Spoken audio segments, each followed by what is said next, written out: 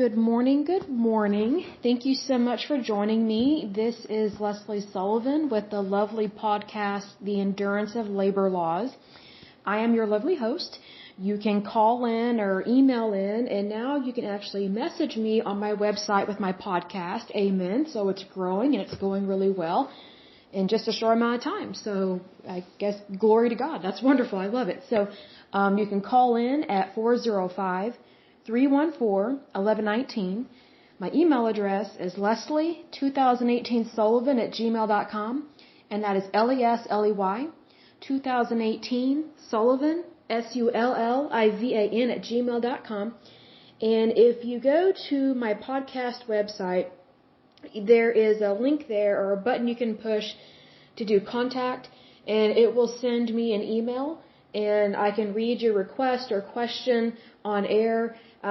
If you don't want your name mentioned, just put anonymous or, hey, this is just a general question, whatever the case may be.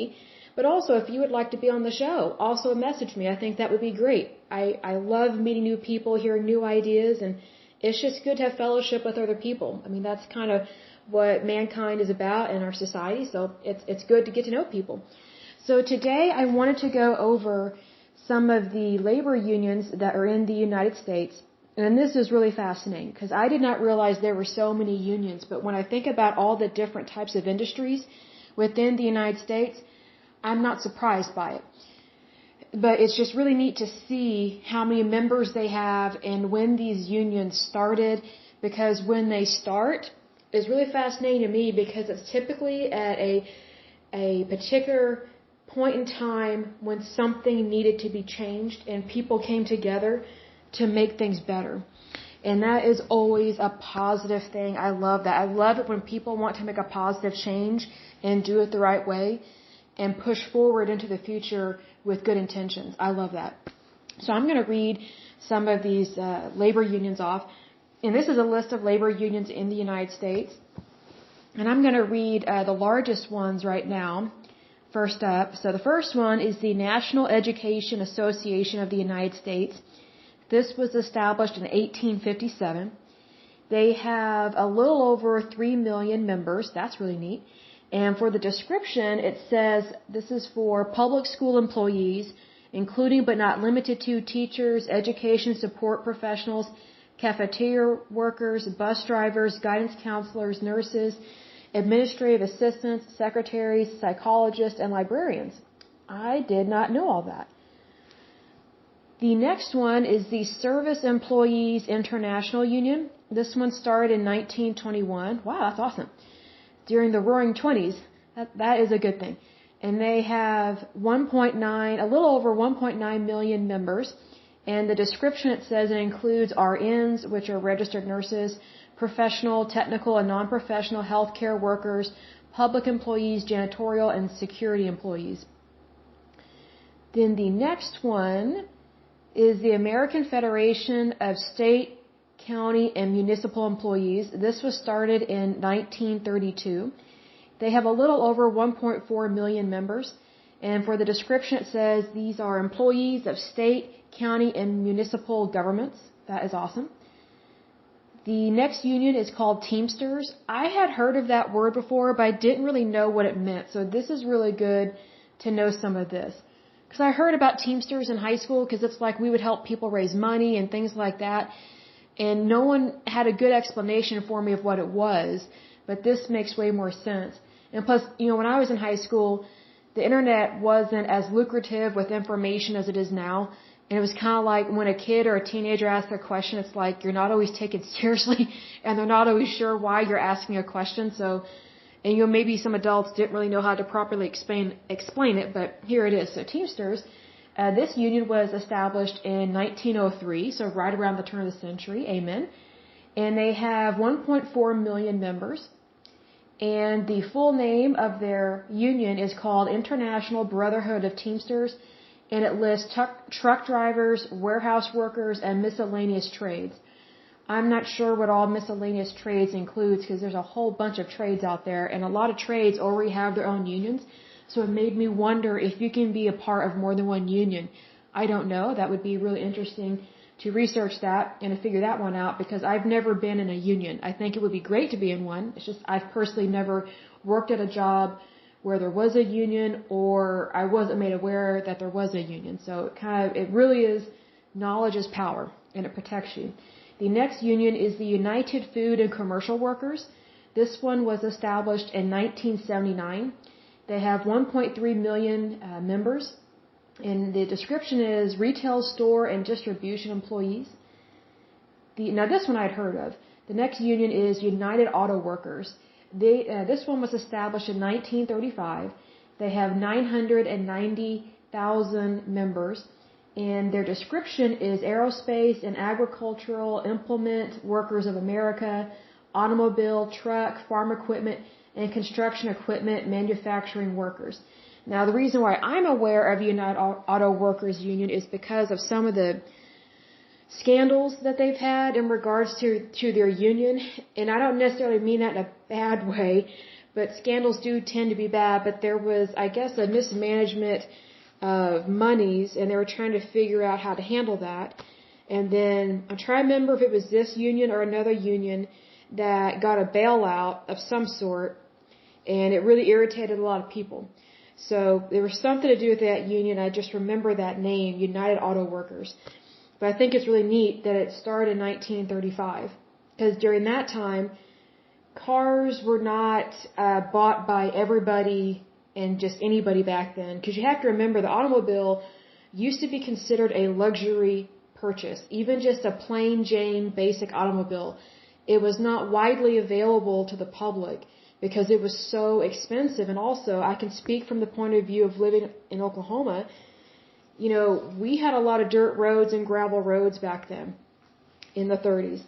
And, you know, what we need to remember about in history is that the United States, we did not all have really good infrastructure located all throughout the United States. And so not all of us had paved roads. And if you did not have really nice roads, you would just basically ruin the vehicle that you purchased. So, you know, like for example, Oklahoma used to be predominantly farming as well as oil and gas. So they were more concerned about purchasing farming equipment and kind of industrial equipment as opposed to just like a car or something like that. And I don't know if this is going to come up in the background, but I'm in my apartment and sometimes the pipes make really loud noises. So if there was like a loud rushing water sound, that is because I'm on the bottom floor of a 3-story apartment building. And sometimes when stuff's going on above me with the pipes, like if they're running a dishwasher, it sounds like a flood. So if you heard that, congratulations. If not, also congratulations. You missed something that kind of startled me while I'm sitting on my sofa doing this podcast. But anyway, the next union is United Steelworkers. I've heard of this one. And this one was established in 1942. They have a little over 860,000 members. And that pinging, just FYI, is text messages and other things that I'm receiving from other people. So I'm going to turn it to Do Not Disturb for this podcast. I apologize. So let me go back to the recording here and finish up with this, or continue this. So we're on United Steelworkers, established in 1942, has a little over 860,000 members, and it's for steel mill workers and related trades. And the reason why I'm aware of this one is because in a lot of farming communities, they have a lot of mill workers, and that's M-I-L-L. And there are different types of factories and different types of mills. Like, for example, in the small town, well, it was a small town when I was growing up, but in the small town I was raised in, we had a type of flour mill, if I'm not mistaken. It hasn't been used for years, but it's located right next door, I mean, like literally right next door to the railroad tracks that go through on Main Street. And, you know, this is like back in the day when the way that people got to the city, if they could not afford an automobile, was they took the train. Most people took public transportation. That was how they did it.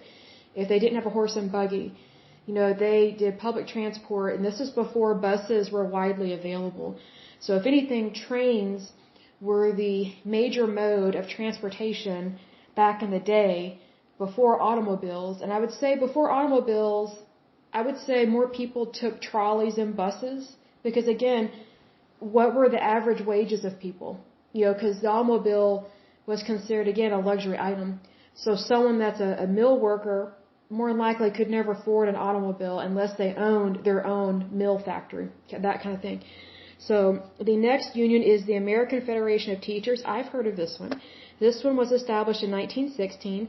It has a little over 820,000 members, and this applies to public school teachers, RNs, professional, technical, and non-professional healthcare workers. I'm kind of surprised at that description with the technical and non-professional healthcare workers because it's an American Federation of Teachers, unless they're like a nurse or some kind of healthcare worker that they teach those classes that are being taught to doctors and nurses and healthcare workers, that kind of thing. But I remember the teachers union was such a problem when I was in high school, and I don't mean that negatively, it's just what it was, because there was something going on in the state of Oklahoma back then where the teachers union was mismanaging the money for teachers to retire, and teachers were getting really upset because, they pay all these dues and they're part of a union, and then when they get to retirement, the monies aren't there, or the money that they were promised isn't there anymore. And so teachers wanted to raise wages. They wanted more pay. I don't blame them at all for that, but it needs to be realistic, for your economy, for your market, for your state, things of that nature. And what I didn't like about unions in regards to the teachers union, and this was just my first impression of unions as a really young person in high school and in middle school. My first impression of unions was it's something that adults join just to get really pissed off at stuff and not show up to work, but yet expect to get paid. That was my perception of it. Mind you, I didn't know everything behind the scenes, so I learned way more about it as an adult as opposed to when I was a teenager. But when I was a teenager and in middle school as a teeny bopper, it really bugged the students when their teacher just wouldn't show up to work. Because most of the time when you don't show up to work, you get fired. Well, these teachers did not get fired because they're in a union. But what sucked was that we had all these substitute teachers that had to come in and teach us. And then we got behind in our classwork. And some of that stuff affected our grades. Well, there were some students that they were really banking on a scholarship to help them get into college. So when these teachers didn't show up to work because they're throwing a hissy fit about their pay and their retirement funds, it actually directly impacted the kids that they were supposed to help get an education. So it really bugged us when we were younger. Now that I'm older, I get it. I just wish it had been done differently. Because I tell you what, when those teachers, when they got together and they were going to boycott, or what's it called? Not picket, but when they don't show up, I forget the word, it escapes me at the moment, but these teachers, they would be griping about it out in the hallways as we're passing by, walking to our class, and we just got sick of listening to it as kids because we needed help with our schoolwork. We needed help being taught stuff, and they were so busy, marching for their cause that they forgot about the students. It was really kind of disheartening. But as an adult, I know now why they were so pissed off, and they truly felt like there was no other recourse because they had been speaking up and speaking up and speaking up about what was going on with their union and their monies and their retirement fund and things like that. And it's like nobody wanted to listen to them because, again, they viewed them as just these low-paid workers. Most of them were women because for some stupid, reason, so many people in these hick states think that only women should be teachers because they're not mentally incompetent to be anything else, which is a complete lie. But, so whenever a woman complains, it's like, oh, she's just hormonal, she has ovaries. Well, guess what? We had quite a few male teachers, and they weren't all gay. I think we only had like 1 or 2 gay teachers at that time. And plus, you could never come out being gay back then, but if you were a teacher and being around kids, no way could you come out being gay. For fear of losing your job or being run out of town or being beaten, that kind of thing, which was always horrible. But it was one of those things that, these women and the other teachers, the men, had enough. And what was nice about our school district was that we had quite a few men that were teachers because we had a lot of different sports teams. So they spoke up and said, hey, this isn't just about the pay for women. It's about the pay for everybody, regardless of whether you're male or female. Like, how are we supposed to provide for our families right now if we don't have enough pay? And then how are we supposed to provide for ourselves and our family when we retire if those monies aren't there? But yet, as a union, you're saying that it's going to be there. And they were trying to use some special type of banking system or bank account or some kind of trust fund, and it just didn't work out very well. And so I remember that scandal back in the day. And, teachers, they threw another hissy fit not too many years ago, and they walked out and they actually marched to the Capitol. And again, I don't blame them on this. I really do not. And if anything, I think the students were for them. They were like, hey, yes, this is a problem. Because here's the thing, back in the day, adults didn't really tell us what was going on. But now information is more readily available. So I think that when adults do the right thing and they explain things to the kids, explain things to the high schoolers and the teeny boppers, you give them a chance to understand why you're doing what you're doing. You'd be surprised how many students and how many kids were on the side of those teachers because they realized that something was wrong and what was being done to the teachers was not appropriate and wrong. It was really interesting to see this last walkout. I don't know what you call it, boycott. I forget the word, but because I know a teacher that we've become kind of good friends, like we're acquaintances. And I don't mean like kind of good friends in a bad way. It's just like sometimes we see each other, go out for coffee, and sometimes we don't. But, we have two totally different lifestyles and whatnot. But, when I do catch up with her, I kind of ask her, hey, how are things going with the teachers union? How's your job? Because I want to know, is everything all right? Because that will affect how I vote. Because if I know something's not going right for this teacher that I know, I bet it's affecting all of them. Well, what had happened this last time they threw a hissy fit, and it was a pretty big hissy fit, but it was a righteous hissy fit, kind of like a righteous kind of anger. And what happened was the teachers were like, we want more pay. I agree with them. They should be paid more. But not administrators. If you remember in one of the previous podcasts, I was talking about how when you see that word administrator, it's basically a professional paper pusher that gets paid a lot of money to do absolutely nothing. And they make a lot of money when other people do not, kind of thing. Well, what happened was the teachers were complaining about their pay again because their pay was not keeping up with inflation. And I don't blame them on that. I mean, I would be irritated about that as well. So they wanted to have a pay increase. Well, the majority of Oklahoma was for that, especially the people I talked to. We were for the pay increase. And, I am a Republican. I'm not for high taxation. I'm not for voting in all these bonds or whatever you call it. Like if they're trying to raise money for a new school, what they try and do is they try and pass a bond. And what sucks about passing those bonds, this is a side note, whenever they pass those bonds, it's very difficult to get them to stop that bond once they get all the money that they need. So they keep voting in all these bonds and just accumulating all this cash and then not really being honest with people about, hey, we've reached the amount we need. We no longer need to collect money for this. So what they do is they just kind of have all these little pet projects that they add on and have all these different slush funds, which technically is not legal. It's actually fraudulent, what's it called? Fraudulent money allocation is what it's called. But they never get called out on it because they try and attach something that everybody would agree with. Oh, we gotta do this for the kids. I can't stand that phrase because I'm like, oh, so adults don't matter? Like, I'm just like, think about what you're saying and realize that when someone's just using your feelings against you and for money, that's a big red flag. But anyway, back to the main point here of this story, of what happened. So our teachers, again, were not being paid enough to keep up with inflation. And there was something else going on with their retirement stuff as well. So it was brought to the ballot to vote to give them a pay increase. And we were initially all for it.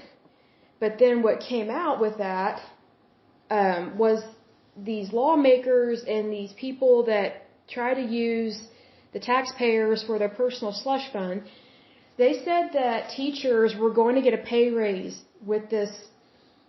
I don't know if you consider a tax increase or a bond issue. I can't remember the specifics because it's kind of two totally different things, but at the same time it's similar. They initially were saying that the monies were going to go towards teachers getting a pay raise. Like at our public schools, things like that, like, pre-K to 12, maybe some college professors, but it's predominantly for our major school systems, not colleges and not higher ed. Well, then we find out, before going in to vote, that these monies are not predominantly going to go to teachers, the teachers that we think they're going to get a pay raise. It's not going to the public school system. It's not going to the teachers like K through 12 or whatever, or pre-K through 12. It's being allocated to these universities as a slush fund.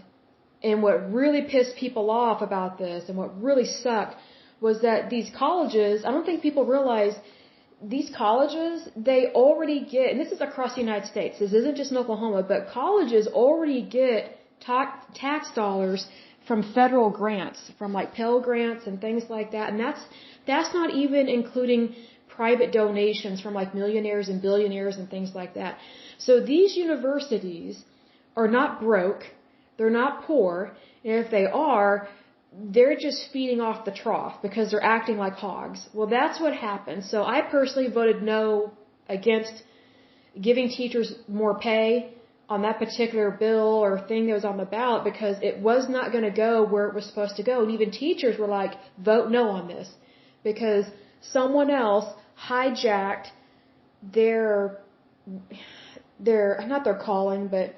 hijacked what they wanted done. And so the monies were not going to go to the people that it was supposed to go to.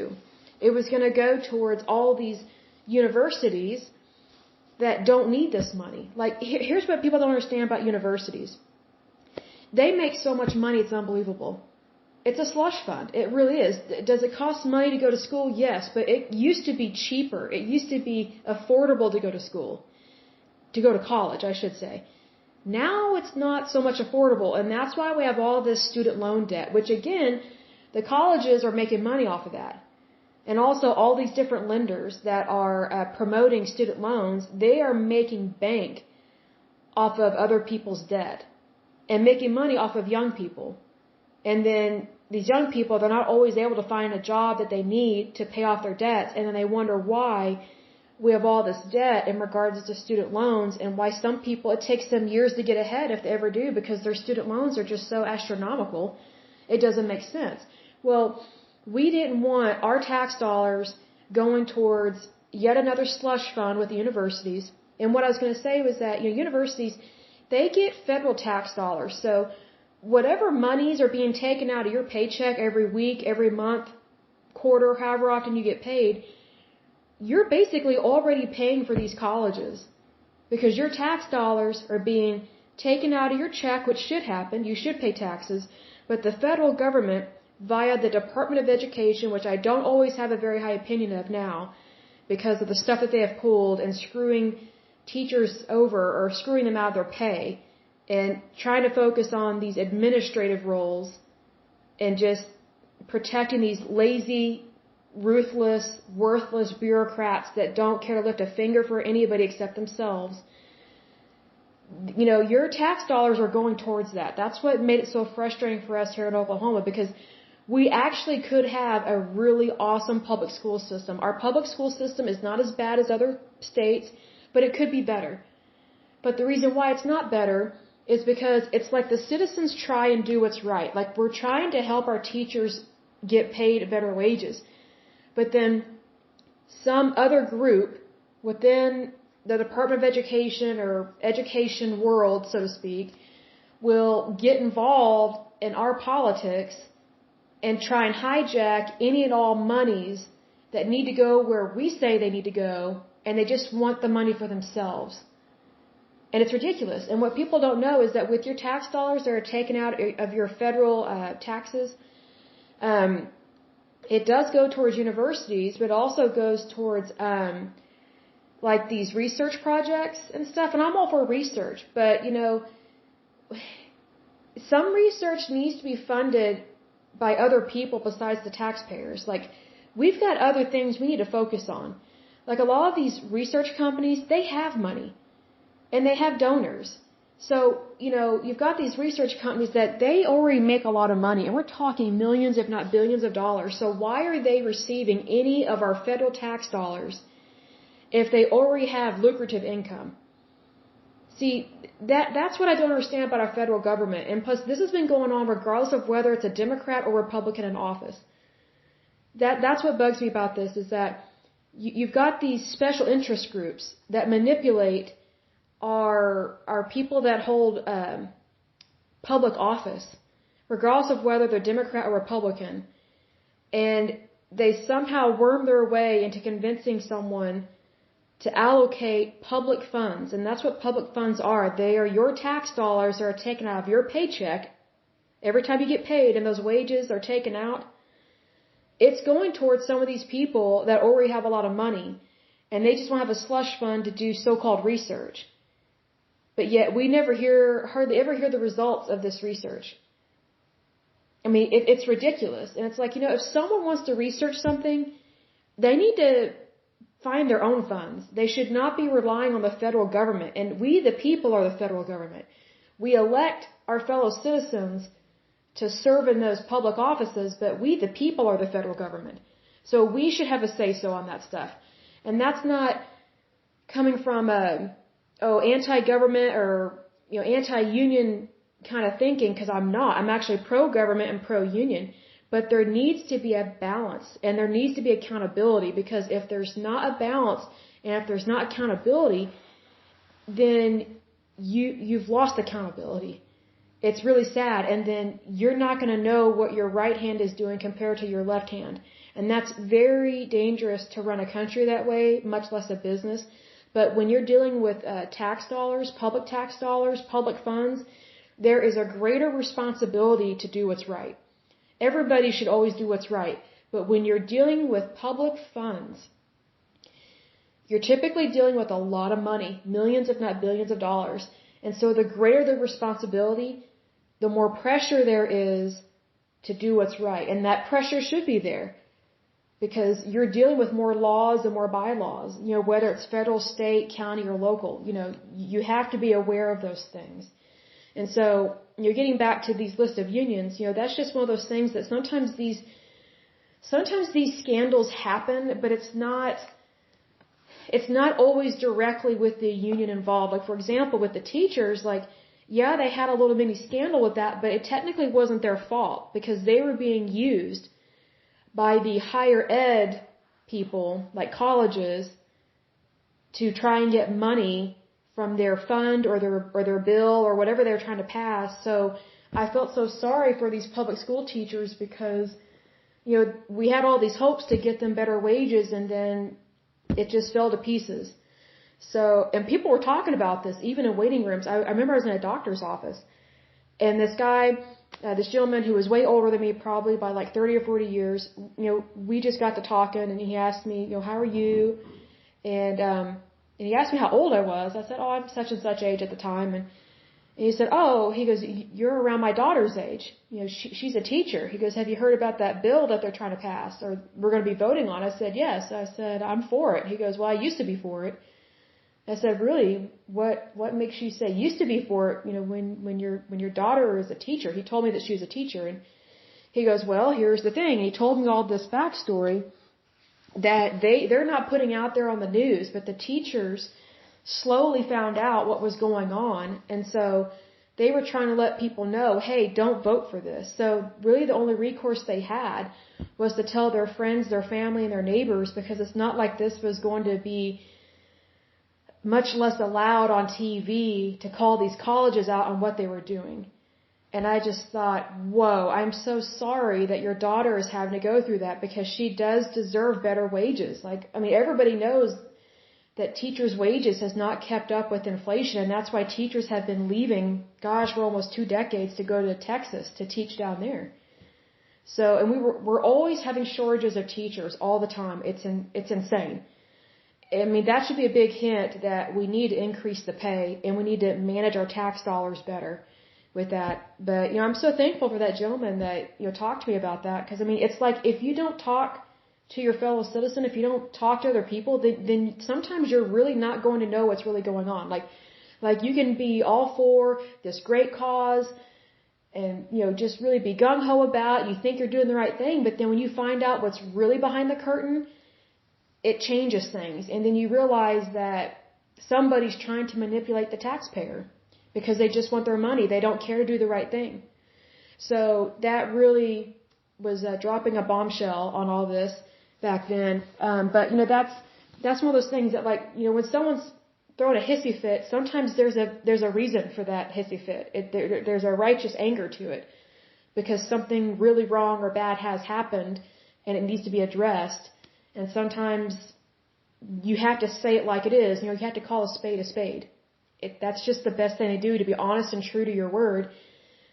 And, I don't know if the teachers really did eventually get a pay raise or not, but because I'm not involved in the Department of Education and the school systems or anything. But that's why whenever, I see one of my friends that's a school teacher that I've gotten to know over the years, I always ask her how are things going, because I want to know what's going on with the unions and with their pay, and to make sure that our tax dollars are being used appropriately to give them their wages, so that way they can feed themselves, their family, and have really good health care. That kind of thing, because it is important. Like, I don't think you have to be a Democrat or a crazy liberal nutbag to care about other people. I think just being human is the easiest way to care about other people, because, way before COVID-19 hit, we were already in this together because we are a society. I mean, we are mankind. So it's just one of those ways of being there for each other and just letting someone know, hey, I don't understand everything that's going on in your life. I just want you to know I'm there for you. And I understand what is going on. I understand your problem. And, if there's anything I can do, as long as it's legal and moral, I will help you. Because, sometimes people want to help, but they want to go about the wrong way. And then you've totally just blown that cause out of the water, and it hasn't really helped anybody. It's just made it worse. So that's one of those things you have to be careful about, what you're helping and how you help. Because you have to practice due diligence and those kind of things, because it helps protect you from scandal and it helps protect you from fraud. And it ultimately protects you from going to jail, because what's the point of going to jail? Because you can't really help people from jail. That's the thing. So just be mindful of those things. Kind of going off on a tangent there with that, but there's some people that they get so irritated about stuff that they just kind of give themselves permission to do whatever they want, whenever they want, and that's not part of being a good citizen. That's not being smart. So I think if you're going to fight for something, it should be for something that you truly believe in, and that their cause is good and true and it's on the up and up, and that what you say and what you do is also on the up and up, so that way you can actually help somebody and not bring them down or, bring bad character flaws to the organization. Have everything be on the up and up. And if anything, when you focus on the up and up and you really care about doing the right thing, it puts a spotlight on the people that are bad. And that just naturally happens. So then you don't have to name call. You don't have to run these hideous, mean ads on TV, because their bad actions will already speak for themselves. Like, it's basically a great way to win an argument when you're treating it with due diligence, because what you're saying is good and true will always put a spotlight on what is bad already and show people, hey, this is what's really been going on, and this is why we believe what we believe and why we're doing what we're doing, because we want things to be truly better, not worse. So, side note with that, but, Oklahoma is not free of scandals, I would say. When we have some, we have some. I mean, it's definitely a hoot. It's definitely worth writing about, that's for sure. But anyway, the next major labor union is the International Brotherhood of Electrical Workers, and this one was founded in 1891. They have a little over 704,000 workers, or members, I should say, and the description is electrical manufacturing workers, electric utility workers. Awesome. I truly love this one because in Oklahoma, whenever we have severe weather, it directly affects our electricity.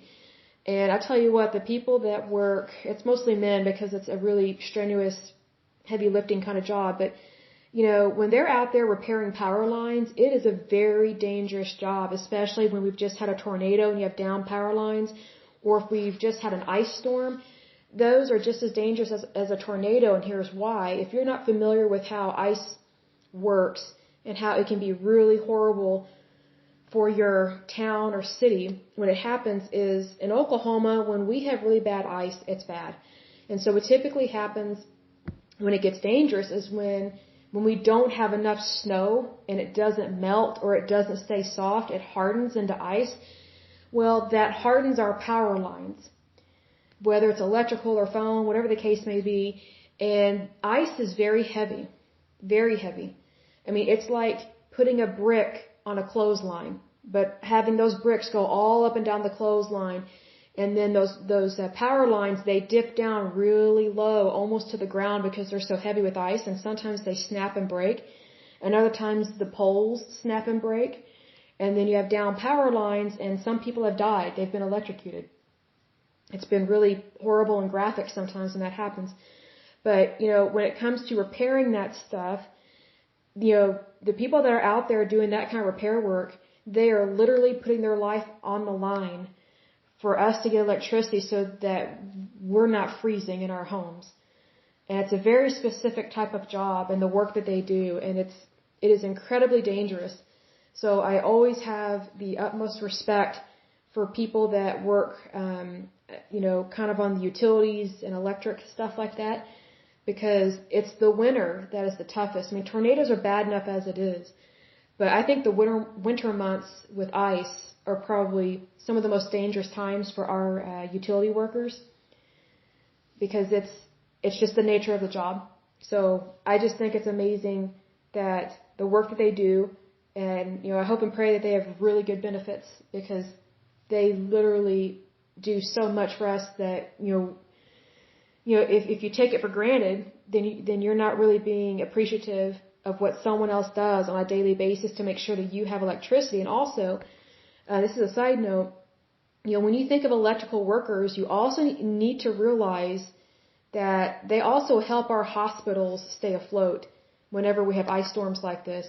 Like most hospitals, I don't know how it is in other places, but where I'm from, in Oklahoma, most of our hospitals are only built near a major power grid. So that way they can have their own generators. They have their own backup generators, because it requires a lot of electricity. Because, let's say you've got people in the hospital, like, let's say you've got people there that have just had a heart transplant, like the day before an ice storm happened. Well, now there's a risk of losing electricity, but they're still like on a ventilator or something. Well, that's why hospitals they're built in certain areas, and that's why you'll see signs at construction sites that will say what the zoning is, because what the zoning is will tell you what permissions they have to build there, and also what kind of permits they need in order to build their facility there, whether it's a shopping mall or a hospital or, a new power plant, whatever the case may be, because it's real specific when it comes to using energy like that. And Oklahoma is very cautious and careful with things like that. Like, I know some other states view us as hicks, and we do have some hicks for sure, but, there are some things that I feel like we are ahead of the game, because we know what it's like to be without electricity. We know what it's like to suffer hardships with that, and we know how important it is to have our hospitals connected to the safest power grid possible, so that way they don't lose electricity. And if they do lose electricity, that they have really top-notch backup generators. So that's just another avenue of respect in regards to electrical utility workers and the work that they do, because it is super important. Like, definitely don't ever take those people for granted, because it's a hard job and a dangerous job. So the next union is Laborers International Union of North America. I don't know what that is, but it was founded in 1903. They have a little over 669,000 members. Oh, it says miscellaneous construction workers and other trades. Okay, that kind of makes sense. The next one is International Association of Machinists and Aerospace Workers. That was started in 1888. They have a little over 653,000 members, and the description is aircraft manufacturing workers, aircraft maintenance and repair workers. Awesome. Next one is Communication Workers of America. It was founded in 1947. They have a little over 545,000 members, and the description is telecommunication, customer service, broadcasting, public sector, healthcare, and other workers. Now that covers quite a bit.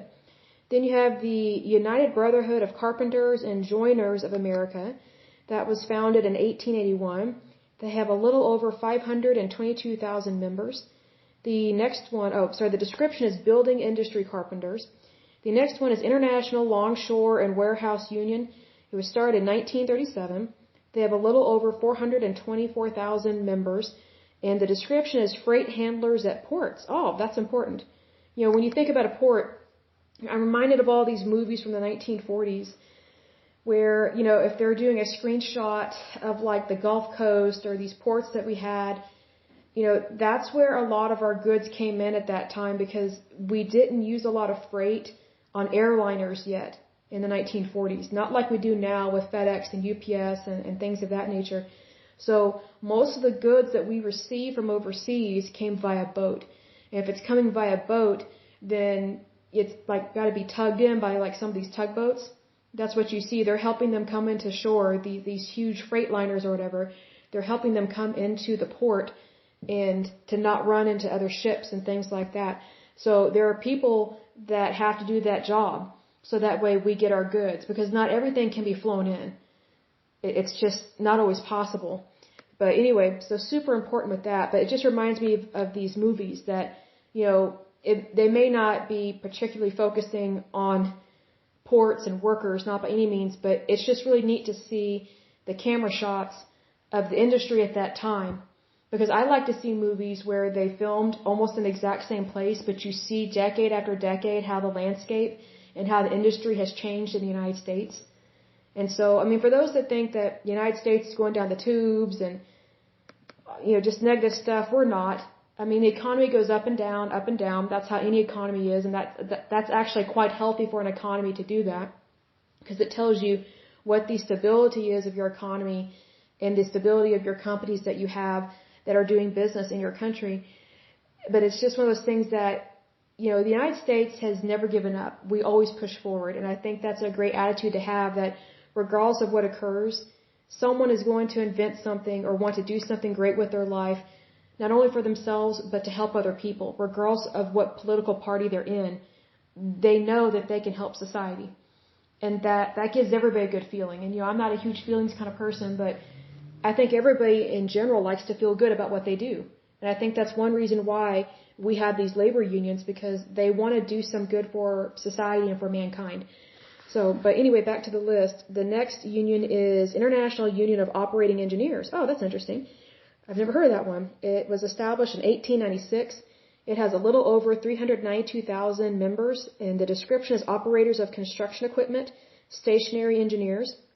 The next one is called the United Association. I have never heard of that. But it started in 1889. And there's a little over 324,000 members. The full name, this makes more sense.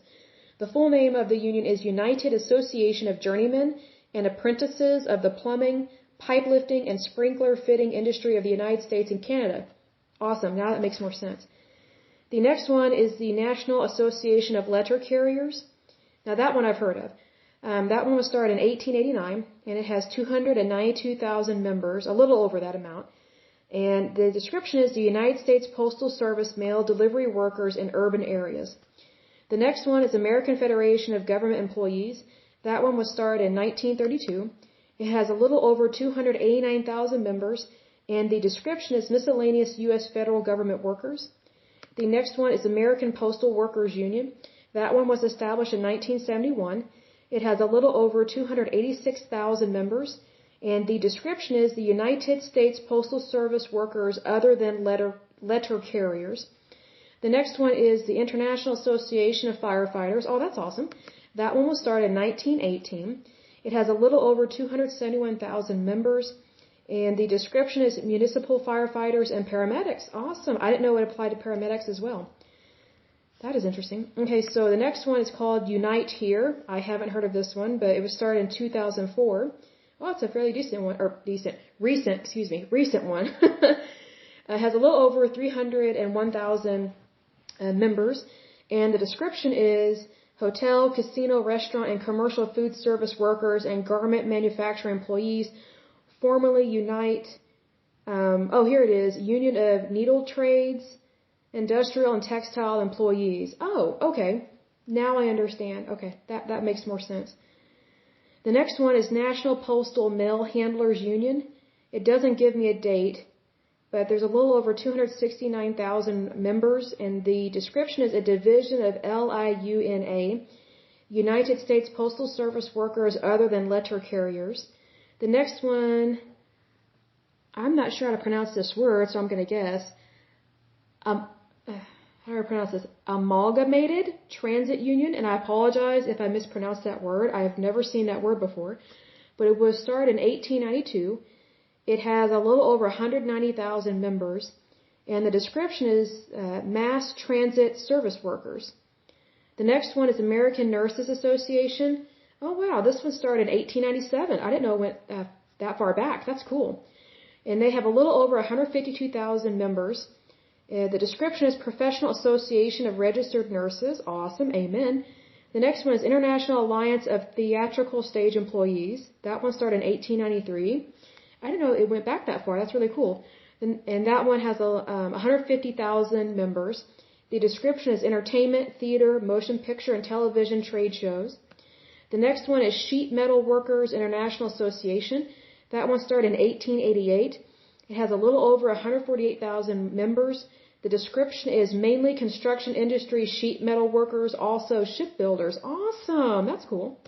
The next one is International Union of Painters and Allied Trades. That one started in 1887. It has a little over 127,000 members. The description is construction industry painters, glaziers, I'm not sure what that is, drywall finishers, sign and display workers. That's neat. The next one is International Association of Bridge, Structural, Ornamental, and Reinforcing Iron Workers. Oh, that's cool. It was founded in 1896, has a little over 125,000 members, and it doesn't give me a description. The next one is Transport Workers Union of America, started in 1934. Oh, this is awesome. Okay. It has a little over 125,000 members. And the description is mass transit, railroad, and airline workers. I love that because, previously, a little bit earlier in this podcast, I was talking about railroads and how more people took railroads and trolleys because they couldn't afford a car. Well, I'm guessing they established a union because they had more people working at those jobs, and they wanted to make sure that they had a safe work environment, because working on a railroad can be very dangerous, very much so, especially back then, because their railroads, they were not electric. They were mostly powered by coal, so you had to have a huge fire operating at the front of the train because it would pull all the weight, not push it. So you had a huge fire at the front of the train in like this huge steel chest looking thing, and in order for the train engine, I'm probably using the wrong word, in order for it to go faster, they had to put more coal in it and continue to shove that coal in there and then fan the flames to get there to be more heat, because the heat conducted provided the power for the train. So if that makes sense. So the next union is Office and Professional Employees International Union. Oh, that's neat. That was started in 1945, has a little over 105,000 workers, and the description is white collar workers in the public and private sector. That's cool. The next one is National Rural Letter Carriers Association. Awesome. That one started in 1903, and it has a little over 104,000 members, and the description is United States Postal Service Mail Delivery Workers in Rural Areas. Awesome. So those are the major unions, or the largest unions in the United States.